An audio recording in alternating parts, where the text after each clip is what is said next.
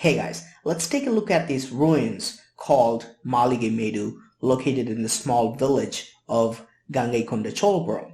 This was one of the royal palaces of Rádžendra Čolu, the greatest Indian king who lived in the 11th century. To call Rajendra Chola the greatest king of India is actually an understatement because he conquered a much larger area which now spans to more than 10 different countries, including Malaysia, Maldives, Indonesia, and Bangladesh, and countries like Cambodia and Thailand were also under his rule because they were paying taxes and tribute to him. So he should be ranked as one of the greatest kings in the world. This was one of the royal palaces that he built. It is surprisingly small, and we don't know exactly how he used this building. While the Chola kings used granite to build great temples, they used bricks for their houses. These bricks that you see are 1,000 years old, and you can see how perfectly they're baked and aligned, just like modern-day houses. This is also one of the reasons why palaces and houses of Cholas don't exist today. Since their houses were built with bricks, they could be easily destroyed by kings who came at a later time, and local people have also destroyed them by taking them apart for their own construction. My measurements show some intriguing details. These walls are about 53 inches thick. Now, why would a brick wall in a palace need to be 4.5 feet thick?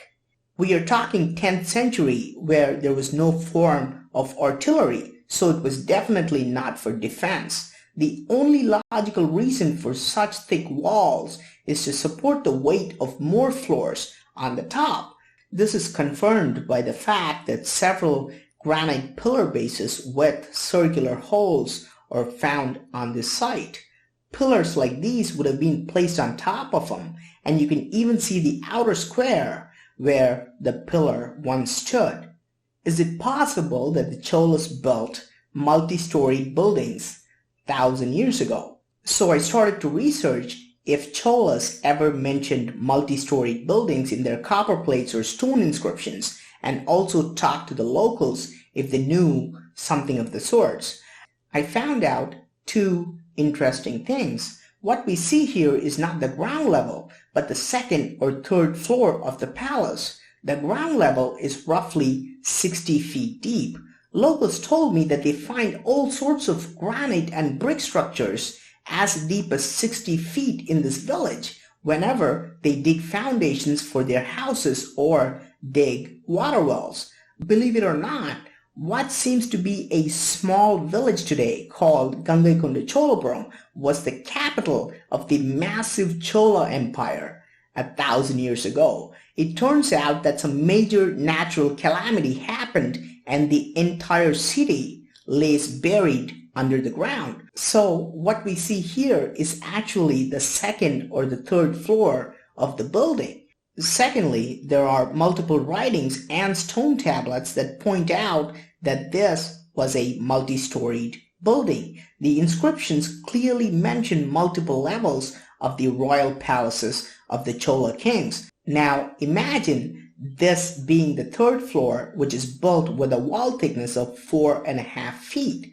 It was constructed to easily support another 5 floors. This means that Rajendra Chola had an 8-storied palace like a modern-day apartment complex, or it could have been a pyramidal structure like the Tanjore Palace built in the 17th century. This also shows that the whole concept of going vertical instead of taking up a large space on the ground was not something that's recently invented, but something that existed 1,000 years ago.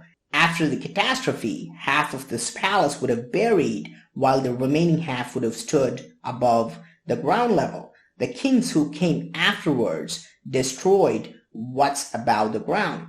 Another intriguing detail is that archaeologists found several Chinese potsherds here. This is truly fascinating because historians argue that the world was not connected until a few hundred years ago. But Rajendra Chola and his father Rajaraja had international connections around the world. While these potsherds prove Chinese connection, a year ago I showed you a sculpture which proves that the Cholas were in contact with the French, so they covered both East and West 1,000 years ago. I'm Praveen Mohan. I hope you like this video. Thanks a lot for watching. Please do subscribe and I'll talk to you soon.